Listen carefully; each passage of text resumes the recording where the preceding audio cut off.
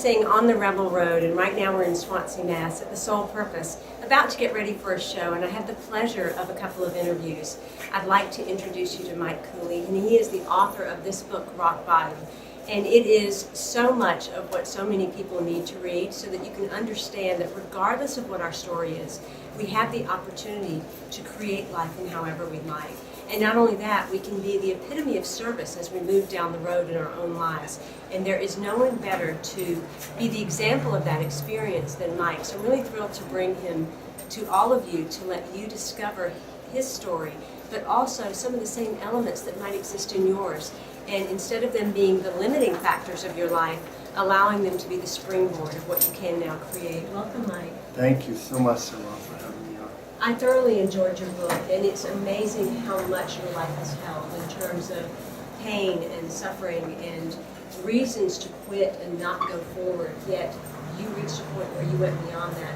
First, talk about what happens when we're in those places of pain and how the negative self-talk can sometimes try to keep you there, because I think a lot of people experience that and they don't know how to get away from that. So talk first about that being such a heavy place to be so that we can then talk about how to move beyond it. It is. I mean, it was my own emotions and despair was probably the single most important thing that kept me down when I was not able to get up. I only knew, until I knew that myself, that I had to climb out, that I was the only one who was going to do it, nobody was going to help me. I had to make the choice, I had to make the decision that no matter what happened, I was going to move forward. And when I made that decision to move forward, when I saw that crossroad, and I took that road I'd never been down, and my whole life started to change at that point, and that's where I went from rock bottom down those streets that ultimately led to success. And you had everything from a past that had alcoholism to physical and verbal abuse to financial issues, all types of things that could have been the mountains in your way to keep you from getting where you eventually got. Absolutely. I was raised in two separate homes. My father lived in one, my mother in the other. I had 9 different stepfathers. I had an abusive stepmother. I was abused in both homes. There was alcoholism. And then it led to eventually me leaving home at 15 and never returning. And I went into the streets and I lived on the streets until I found another family, a bunch of social misfits like myself. And we didn't know it at the time, but eventually we became a street gang and we became a bunch of thugs who were actually inflicting pain on others that we had been in dealing with pain. And that led to incarceration, to drug abuse, to gang violence, to alcoholism. It led to all of that until eventually I'm in my mid-20s living in the streets and alleyways and rooftops and beg, borrowing, stealing with no direction, living out of my car. And it was basically, I had a death wish, it was the end of the road. And like I said, when I hit that rock bottom again and again and again, I had to find that crossroads and I had to turn my life around. And so that's what I made a choice to do. And it was through the grace of God and the grace of a lot of incredible people who helped me, what I say, helped me come back and learn how to become human again. And once I learned how to do that, there was no stopping me. And everybody kind of mentored me through the process of getting back on my feet and getting my life back together. As a result, that's when I started in a mailroom, working for minimum wage, and 10 years later I was a senior vice president of a $40 million consulting firm. That's a pretty big jump. What was the single most defining moment that first allowed you to feel worthy enough to eventually get the first job, much less any of the rest of it? But there had to be some single, whether it was an aha moment or a thought that crossed your mind or some certain decision where you just decided you would no longer have the life that you wanted. Oh, there was those moments. When I got the job as a mailroom, you know, I knew that I could get that. Again, my confidence was really low. I had nobody to turn to. Nobody wanted anything to do with me, and this company gave me a shot.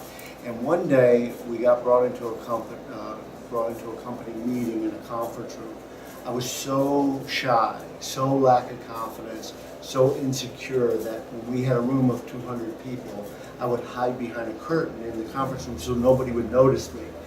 But the CEO came in at that time, and he let us know that the savings and loan crisis of the 90s caused some real serious problems in the financial market, which was where we were doing the consulting.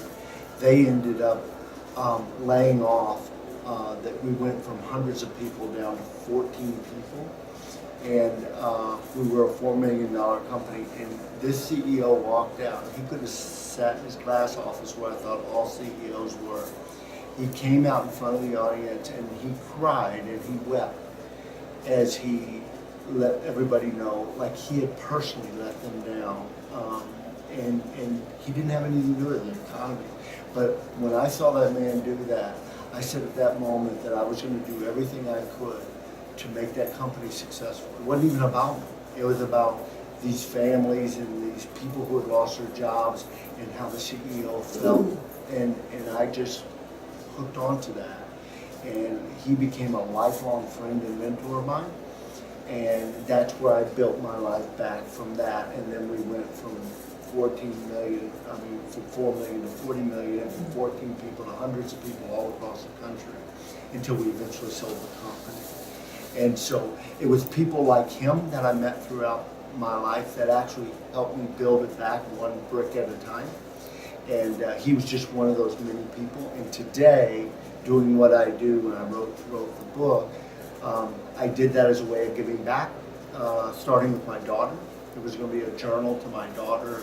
She's never known the back of a hand. She's never known what it's like to be abused, homeless, desperate. She'll never know that, but I wanted her to have a character to take my life story and use it to help others and respect what other people go through. You've said something very, very important, and that is that in that moment when that CEO came out, all of a sudden life was not about Mike Cooley. Life became about service and the bigger picture. And in the same thing in writing the book, Right. It was about service in the bigger picture. And from what I've heard about you, you are that man. You really give 100% and you really put yourself out there for other people.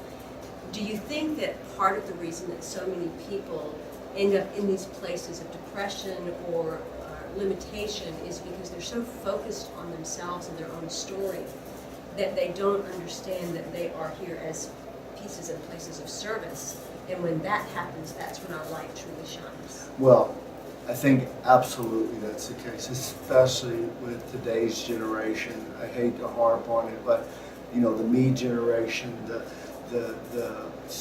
immediate gratification, the seeing somebody who on TV that's a star or something like that, and they immediately want that, and when they don't, it causes all kinds of issues in their life. And the people that I know who are truly happy and what I classify as successful are the ones who are giving of themselves. And I don't see myself doing that, but other people see that as having. I see it as what I was put here to do now. That I had spent my whole life, I was abused for 15 years. What I do, I went out and abused other people. And I felt so bad about that when I looked at my daughter being born, and when I looked at my wife who's been with me 18 years now, and when I looked at what they went through to deal with me, that I said to myself that, I've got to do something with this gift I've been given, because I should have been dead so many times, right? I'd go back to my old stomping grounds, and there would be people there that I used to run with, and they didn't know that I was still alive, and everybody would come up to me with reasons how I died. That's how bad my life was and how they saw me and they knew what was going to happen to me. And today, I look at these people and I look at what they've gone through, and they never came out of it. And so today, I sit there and speak to as many people that'll listen to me. When I wrote this book and put this out here, as a CEO of a multi-million-dollar company today, by telling this story, the owner knew me as 25 years as a successful businessman. He knew me as having a college degree in business administration. He knew my background and the references that I had. That's what he hired me on. When I told the story of rock bottom to him and that I was going to publish this book, I risked millions to do that because he could have immediately said, this is not what I got into, right? And this is not what I hired. And instead, it's worked out so far, and it's allowed me to continue to build a successful business and to be out there in front of people, seeing if I can tell my story and inspire them. How many people do you know, or are you yourself so caught up in your own mess that you're missing the message that you're here to be? That is what we each here are on the planet, is we are our mess, our message, and the messenger of something profound. One of the things that I received when I read this book with Rock Bottom is also the generational influences and how so many of us, we have that choice. You took the choice to empower yourself and move beyond that now to be of service to others. But there were others that were in your family, your sister, who ended up also following alcoholism and eventually died, or a brother that became obese and had his own addiction issues and different things like that. We each have the equal opportunity to make the choice, but so often what we learn is what we're taught and what we follow. What words of wisdom can you give the audience in terms of whatever their family background is, whatever their educational or cultural background is, how can they make the choices to move beyond that rather than just follow the same patterns and ending up in the same results? Yeah, one of the things that I had to do, that I remember I had to do, is I basically had to unlearn everything I had been taught to believe. None of my family ever graduated from high school, much less went to college. The majority of my family was either addicted to alcoholism or drugs, which eventually led to many of their demise. The epilogue I write at the back, it tells the story of what happened. Some people went on to success in my family and some did not. I had to make the decision. I had to make the choice at that point when I reached rock bottom that there was nowhere left for me to go. There was nobody who wanted anything to do with me. And I had to make the choice to either let myself go crazy, go to jail, or be killed, or I had to make the decision that the very next day I was going to make the choice that I was going to get up in the morning and I'm saying, this is about moving forward. This is about me building my life back. I didn't know how I was going to do it. I didn't have a job. I was sleeping in my car, and my car became my house, and then the transmission fell out of my house, so I didn't even have a house to live in. I was hitchhiking all over the country, and I didn't know where I was going to go from that point, but I knew one thing, that it was within me. It was within the choices that I could make going forward, and I just kept in my mind that I was one choice away from a better life, and that one choice I made was to answer that little ad in that paper. And then I met an incredible group of people. They were PhD, they were master degree, they were very smart people that I'd never even seen. They were like different creatures to me. And they took me in, they cared for me unconditionally, they helped me get back on my feet, and eventually I need to repay that by seeing how I can help others with my story, because now I've been blessed and benefited. So it's making that choice that no matter what you've gone through, no matter what your past is, and here's the main thing that I'm always asked is, my stepmother abused me from when I was 4 years old till I was 15. And one of the things I did on a Mother's Day was I wrote her a Mother's Day card. After I achieved the success I achieved, I wrote her a Mother's Day card, and I asked her to forgive me. And I asked her to forgive me. I don't know what it was as a child, as a teenager, that I did to go through the abuse, or that I made her so angry that she would abuse me for all those years. But I wanted her to truly forgive me. She acknowledged receiving the card, but she never acknowledged anything in the card.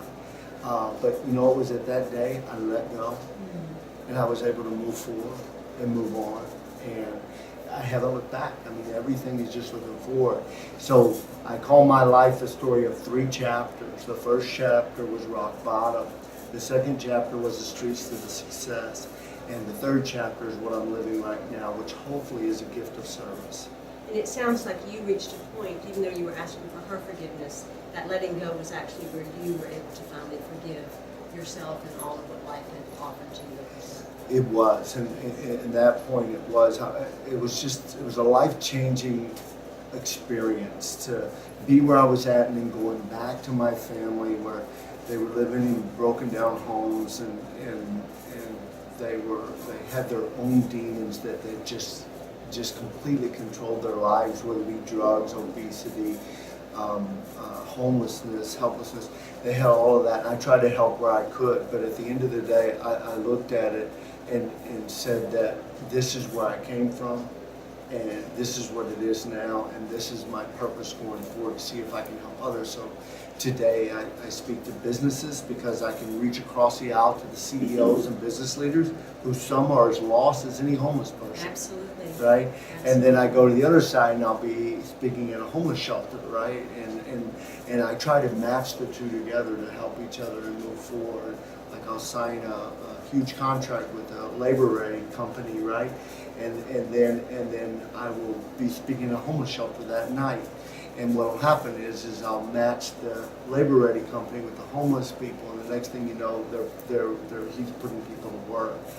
And so whether it be speaking to prisons or high schools or businesses, wherever anybody is ready to listen to the rock bottom story, I try to use it as a source of inspiration and hopefully fire in people to say, gosh, I just went through all of these different things. I've just gone through the worst thing in the world, whether it be a bad marriage or a bad child or whatever you're dealing with, that I just went through all this, and here's a guy who went through a lot of the things. Even though I cannot relate to what you go through personally, I can just use my example that hopefully will uplift you to say that it gets you out that door to take that next step tomorrow.